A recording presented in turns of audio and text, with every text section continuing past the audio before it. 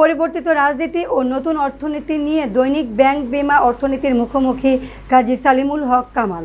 কাজী সালিমুল হক কামাল একজন জনপ্রিয় ব্যবসায়ী, রাজনীতিবিদ এবং মাগুরা 2 আসনের প্রাক্তন সংসদ সদস্য। বৃহত্তর কিছু কাজ করতে হয়, আসলে সরকারের সাহায্য লাগে, সরকারের পার্ট অফ দ্য সরকার হতে হয় আপনাকে। ব্যাংকিং সেক্টর আমাদের বাংলাদেশে বর্তমানে ভালো নাই। সবচেয়ে বড় কারণ হলো ব্যাড লোন। এইগুলোর জন্য যেমন সরকারের নীতি দায়ী, বাংলাদেশ ব্যাংকের ওভারসাইট দায়ী।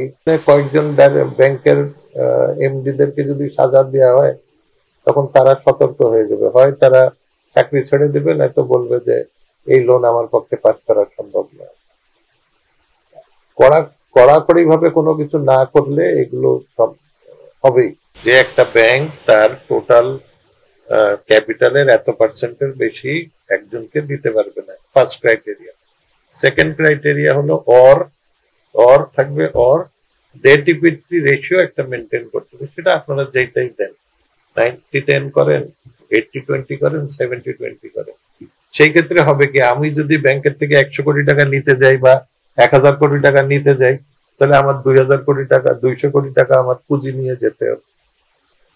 তখনই তো এইরকম চোখ বন্ধ করে লেন্ডিং বন্ধ হয়ে যাবে। 1949 সালের 16 আগস্ট জন্মগ্রহণ করেন। 1994 সালের উপনির্বাচনে প্রথমবারের মতো সংসদ সদস্য নির্বাচিত হন। পরবর্তীতে 1996 সালের 15 ফেব্রুয়ারি ষষ্ঠ জাতীয় সংসদে এবং 2001 সালে অষ্টম জাতীয় সংসদে পুনরায় সংসদ সদস্য নির্বাচিত হন। তার পৈতৃক নিবাস মাগুরা জেলায় হলেও তিনি বেড়ে ওঠেন ঢাকায়। তার পিতা ছিলেন প্রয়াত কাজী আকরামুল হক। তিনি ঢাকা বিশ্ববিদ্যালয়ের IBA থেকে MBA ডিগ্রি অর্জন করেন। শিল্প ও উৎপাদন খাতে কাজী কামাল অসামান্য অবদান রেখেছেন। তিনি বাংলাদেশের অন্যতম বৃহৎ উৎপাদন ভিত্তিক প্রতিষ্ঠান GQ গ্রুপ অফ ইন্ডাস্ট্রিজের প্রতিষ্ঠাতা। শিল্পক্ষেত্রে অবদানের জন্য তিনি ঢাকা বিশ্ববিদ্যালয়ের IBA অ্যালামনাই খেতাবেও ভূষিত হন। শিক্ষা বিস্তারে তার উল্লেখযোগ্য ভূমিকা রয়েছে। তিনি মাগুরায় প্রতিষ্ঠা করেন কাজী সালিমা হক মহিলা কলেজ ও কাজী সালিমা হক মাধ্যমিক বিদ্যালয়। যে আমরা যদি এখন নতুন মডার্নাইজ নতুন মেশিন আনতে যাই, নতুন সেট করতে চাই, আমাদের হয় ব্যাংকের থেকে লোন নিতে হবে, অথবা আমাদের যেগুলো ইনভেস্টমেন্ট আছে ইনভেস্টমেন্ট ভেঙে সেখান থেকে আমরা করতে পারি।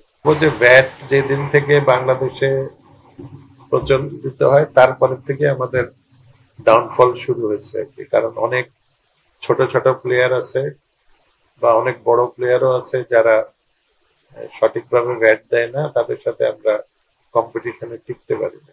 কাজী কামাল বিভিন্ন সামাজিক কর্মকাণ্ডেও সম্পৃক্ত। তিনি কাজী আকরামুল হক ওয়েলফেয়ার ট্রাস্ট এবং Dhaka Reynold centre and general হাসপাতালের প্রতিষ্ঠাতা।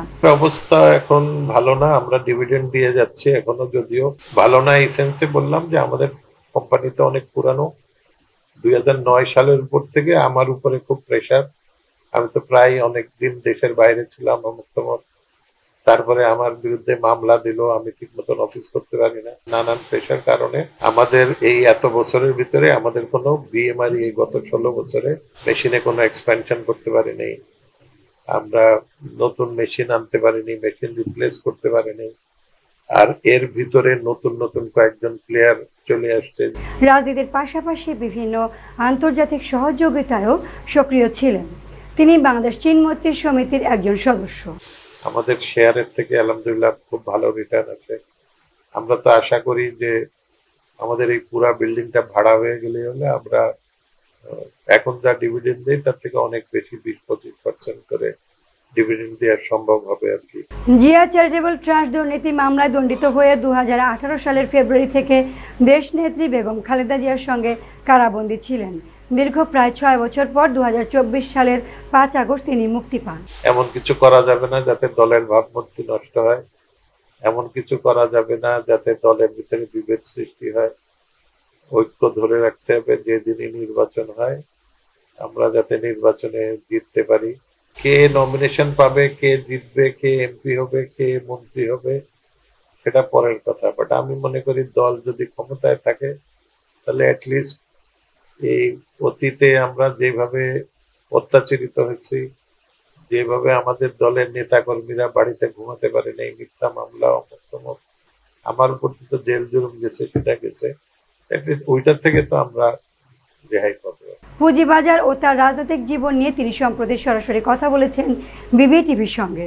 পুঁজিবাজার ডেভেলপ না করলে তো দেশের অর্থনীতি ডেভেলপ হবে না, এটা তো বাস্তব ব্যাপার। বাট পুঁজিবাজারে তো আসলে প্লেয়ার হলো যারা ইনভেস্টর, যারা শেয়ারে ইনভেস্ট করতেছে, যারা হলো ইস্যুয়ার, যারা শেয়ার ইস্যু করতেছে, আর হলো রেগুলেটর। তিনজনের সমন্বয় ছাড়া আর সঠিক কি বলবো রেগুলেশন, সঠিক তদারকি ছাড়া আপনার এই পুঁজিবাজার আপনি ডেভেলপ করতে পারবেন না। আমার কাছে মনে হয় যে ইন্স্যুরেন্স সেক্টরকে ভালো করতে গেলে এই কমিশনটা যদি বন্ধ না করা যায়, কমিশনটা বন্ধ করতে হবে। যেরকম করে কমিশন বন্ধ করতে গেলে অডিটরদেরকে ভালো হতে হবে, ইনকাম ট্যাক্স ডিপার্টমেন্ট যদি স্ট্রিক্ট হয়। রাজনীতি এখন একটা বিরাট পয়সা কামাই করার জায়গা, সরকারি চাকরি একটা বিরাট পয়সা কামাই করার জায়গা। ঠিক সেই রকম হলো যারা এই দুইটার ভিতরে ঢুকতে পারে না, যে পুঁজি বাজার হলো একটা বিরাট পয়সা কামাই করার জায়গা।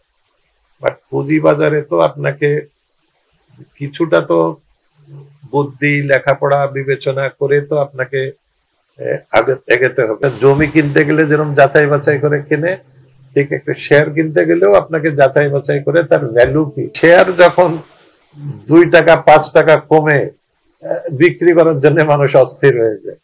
এইটাকে তো ইনভেস্টমেন্ট হিসেবে ধরতে হবে, যে আমি একটা ইনভেস্টমেন্ট করছি, ঠিক আছে, দাম কমছে, ভবিষ্যতে যদি তার ফান্ডামেন্টাল ভালো থাকে, অমুক থাকে, তাকে শেয়ারের দাম বাড়বে।